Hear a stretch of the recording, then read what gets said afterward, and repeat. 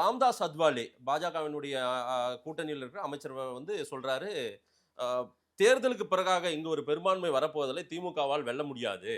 ஆனால் தாவேகா, BJP, AIADMK, NDA கூட்டணி எல்லாம் வந்து இணைந்து ஒரு ஆட்சி அமைக்கும்னு பேசியிருக்காரு. நல்லா ஓங்கி கைத்தட்டி சிரிக்கணும்னு தோணுது. இப்போ இதுல இருந்து உங்களுக்கு என்ன தெரியுது? என்ன தெரியுது சொல்லுங்க? தமிழ்நாட்டோட அந்த கிரவுண்ட் லெவல் பாலிடிக்ஸே தெரியாம பிஜேபியில் பல பேர் இருக்கிறான். 2000 கிலோமீட்டருக்கு அந்த பக்கம் இருந்து ஒரு குருட்டு கணக்கில் இருக்கிறான். குருட்டு கணக்கு பிளைண்டா இருக்கிறான். உண்மையிலே சொல்ல கிரவுண்ட் லெவலில் என்ன நடக்குது சார்? இங்கே ஒன்றே ஒன்று பிஜேபி நான் பொதுவாக எப்பவுமே நியாயப்பார்வையில பார்க்குறது. இங்கே நீங்கள் வந்து எப்படியோ நீங்கள் தெரிஞ்சோ தெரியாமலோ நீங்கள் 19 உள்ளே விட்டீங்க. நீங்கள் யார அண்ணாமலையா? அண்ணாமலை இப்போ வந்து பார்த்தீங்கன்னா வந்து கட்சியை வளர்த்தாரு, அவரே வளர்த்துக்கிட்டார். அண்ணாமலை தாண்டி இங்கே வந்து பார்த்தீங்கன்னா பிஜேபி அரசியல் பண்ணுறது முட்டாள்தனமானது, வீக். அது 27 சீட்டு வாங்கிட்டாங்கல்ல சார். 27 சீட்டு வாங்கினீங்க, 50 கூட வாங்கிக்கோங்க சார். இங்கே பிஜேபிக்காக இங்கே வேலை செய்ய பிஜேபி கொடியை தூக்கிட்டு போனதுக்குன்னா அண்ணாமலை இருக்கணும். அண்ணாமலை விட்டுட்டு நீங்கள் பிஜேபி அரசியல் பண்ணால் அவ்வளோதான். இப்போ அதுலேருந்து என்ன தெரியும்? அவர் சொன்னது இருந்து யாரோ சொன்னீங்களா? யாரு? ராம்தாஸ் அத்வாலே.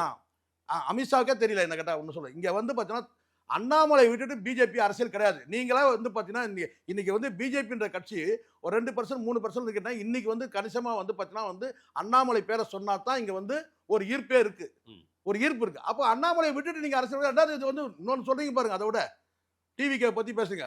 இப்போ அவர் சொன்னதையும் இப்போ விஜய் பேசுனதை மேட்ச் பண்ணி பாருங்க. எது அவர் என்ன சொல்றாரு? டிவிக்கு மையப்படுத்தி சொல்றாரு தேர்தலுக்கு பிறகு. இப்ப விஜய் பேசுன பாருங்க. இப்ப புரியுதுங்களா? இங்க என்ன நடக்குதுன்றது அங்க 2000 கிலோமீட்டருக்கு அந்த பக்கம் தெரியாது.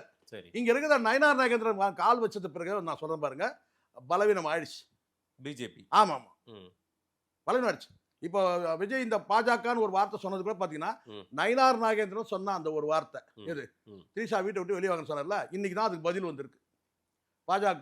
பாஜக வந்து எதிர்த்து பேசுறது இன்னைக்கு. அதனாலதான் அன்னைக்கு பேசினாரு, இன்னைக்கு வந்து இருக்கு. பிஜேபி பொறுத்த வரைக்கும் நான் சொல்றேன் மதேஷ், தமிழ்நாட்டில் களம் என்னன்னு தெரியாம ஒரு கட்சி இருக்கு, தேசிய கட்சினா அது பிஜேபி. காங்கிரஸ் கூட இல்லைன்னா இந்நேரம் வந்து வேட்பாளர் டிக்ளேர் பண்ணிருக்கோம் சார். இன்னும் நாட்கள் எவ்வளவு சார் இருக்கு? இன்னும் நாட்கள் எவ்வளவு இருக்கு?